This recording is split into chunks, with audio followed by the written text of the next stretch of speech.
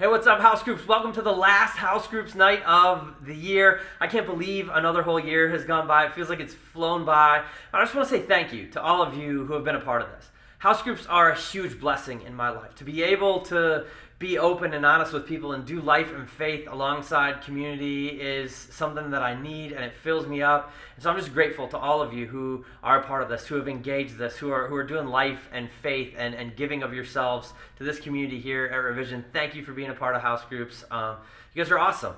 The topic for tonight is kids and parenting. And I know we got all kinds of different people at all kinds of different points along the journey when it comes to parenting. We have people whose kids have moved on from the house, people who are in the throes of parenting, people who are looking ahead to it either in a couple weeks or a couple months or a couple years, people who can't have kids, don't even want kids, but all of us as the church have a role to play in raising up the next generation. And what I want to do just briefly tonight is one, encourage us in that, and two, kind of give us a vision of what God says it looks like.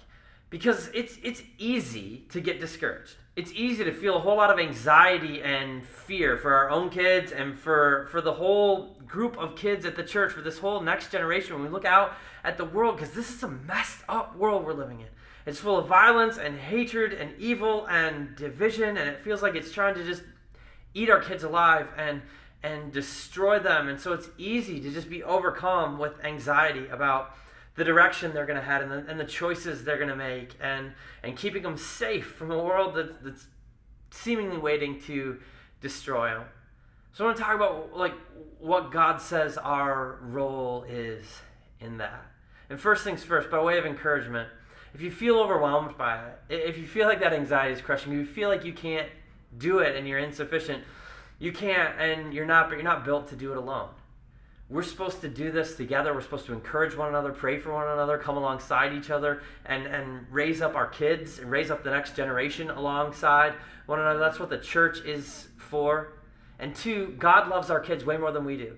God cares so passionately about the next generation. He's not going to let any of them fall through the cracks, and He is sufficient where we are insufficient. And so some of our worry and some of our fears about our own inadequacy can be overcome by remembering that we aren't built to do it alone, and that God loves our kids so much. He's holding them in His hands,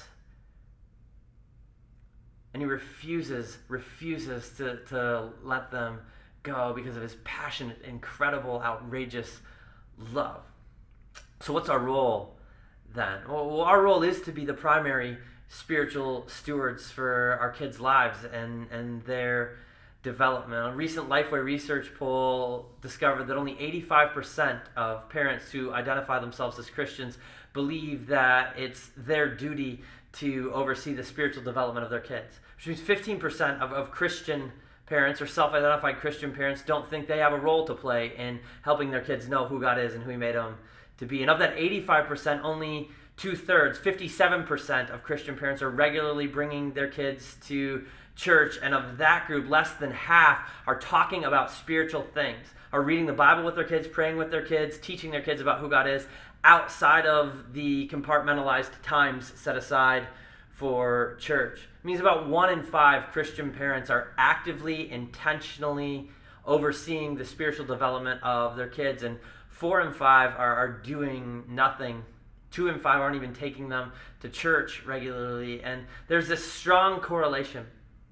Okay, over and over again in the Bible, over and over again in the research between the example we set and the intentionality we put into the spiritual development of our kids and whether or not they grow up to know who God is and who He made them to be and to be in love with Jesus. Actually, another recent study done by the Fuller Youth Institute at Fuller Seminary discovered that in families, 80% of kids, as soon as they graduate high school, quit going to church for a while. 80% of churched kids.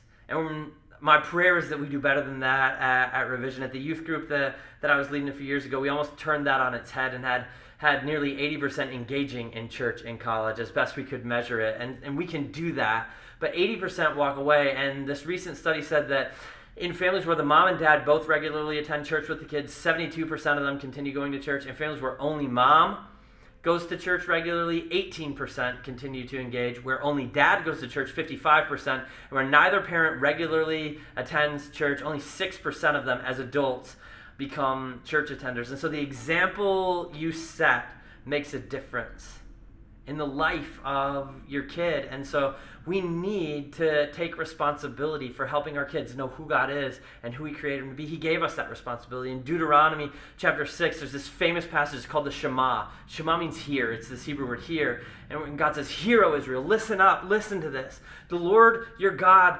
he's the only God.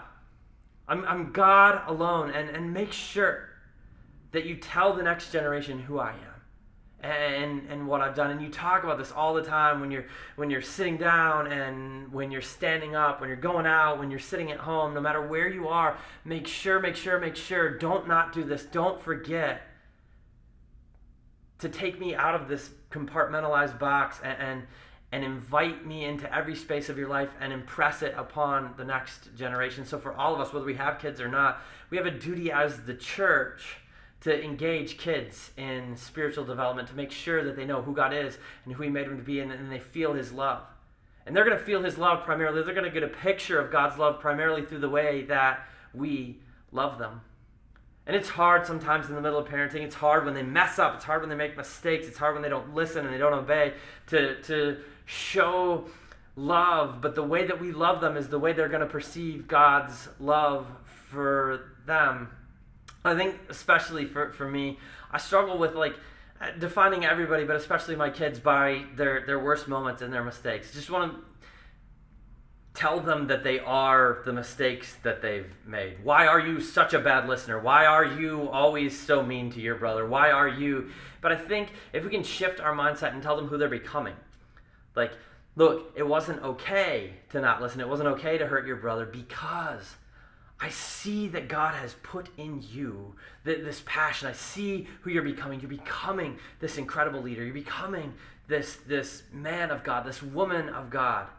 Then what we do is we speak into them the future God made them for, rather than speaking into them the past God is redeeming them from. And so I think it's important for us to show love and to side with our kids against their sin, not against our kids because of their sin. And so if we can own it, all of us, no matter where we're at along the journey, if we can own it that the lives we live set an example for the generation that's coming behind us, and the love we give is the picture the generation coming behind us gets of how God loves them, and we can just intentionally engage that, then we can make a difference in these kids' lives, and we can train them up and send them in the right direction. I think there's so many of us in this culture where there's almost like a cult of safety. There's so many of us who get caught up believing that our greatest task is to keep our kids safe, to deliver them to the end with no cuts, bruises,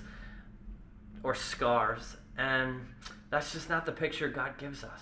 This next generation is given to us to be trained up so they can be sent out into a broken world, and they can write a better future for the people around them, so they can change this world, and so they can defeat the darkness that needs defeating. I love in Psalm 127 where Solomon writes that the children are a blessing from the Lord. They're like arrows in the hands of a warrior.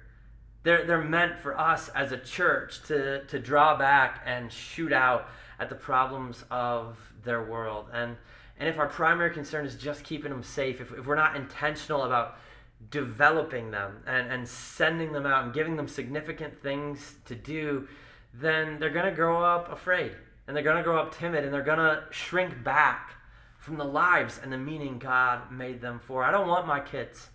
I do not want my kids growing up scared. I want them to know that the creator of the universe made them for the front lines. I want them to know that they were born for the battle, and I want them to bleed for the cause. And so my prayer for my kids and my prayer for your kids is that they would be dangerous to the darkness and the hatred and the division that needs changing in the world. They're my arrows. I don't want to keep them safe in the quiver.